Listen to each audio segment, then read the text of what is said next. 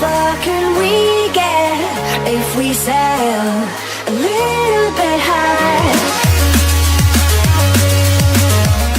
After Lucia Micarelli won a violin competition while coming of age in New York, she headed off to Sizzler to celebrate.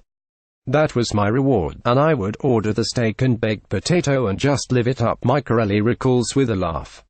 It was the coolest thing for a kid. It was what I lived for. And what happened when Micarelli, 34, failed to take first place? It was back to the practice room for me, she says. Advertising era invented by Teed's endless practice sessions paid off for Micarelli, who has become an acclaimed violinist with an esteemed resume. Micarelli, who will perform Friday at the Carey Arts Center, has made a name for herself as a solo recording artist. But before she struck out on her own, the musician, who is of Korean and Italian heritage, toured with Chris Botti, Josh Groban and Ian Anderson of Jethro Tull fame. All of those guys were amazing with me, Micarelli says. It continued my education. Her first big break was a gig with Trans-Siberian Orchestra a decade ago. That was my first experience with a massive show, Micarelli says, calling from her Los Angeles home. I remember when I got the job, they asked if I had an electric violin and I didn't.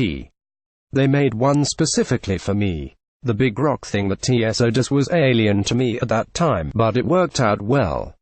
Rock was so new to me. Micarelli, who grew up strictly on classical, devoured other styles of music as she became an adult, including jazz, pop and rock. I remember the first time I heard jazz in a New York club, and I was like, what the hell is this? I was just blown away, she says. Then I immersed myself in classic rock with Led Zeppelin and Pink Floyd. It was super cool, but I grew up so much after being with TSO and being exposed to many cool styles of music for the first time.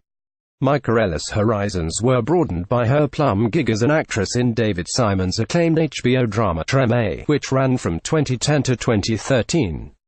There was nothing like that show, Micarelli says. I improved dramatically as an entertainer because of that experience.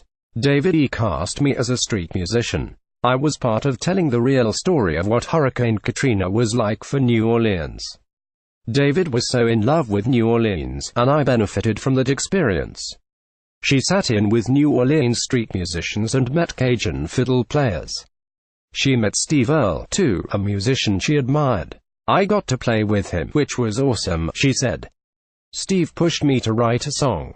I'm so indebted to him. I wouldn't trade that experience for anything.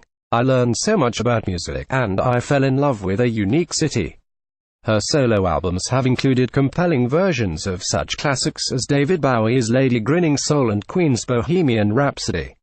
An Evening with Lucia Micarelli, which was filmed in Santa Barbara, Calif, last summer, will air on PBS in March.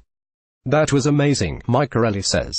How often does a musician get a night like that on PBS? Even though Micarelli has been playing many different styles of music, she still reaches back for classical.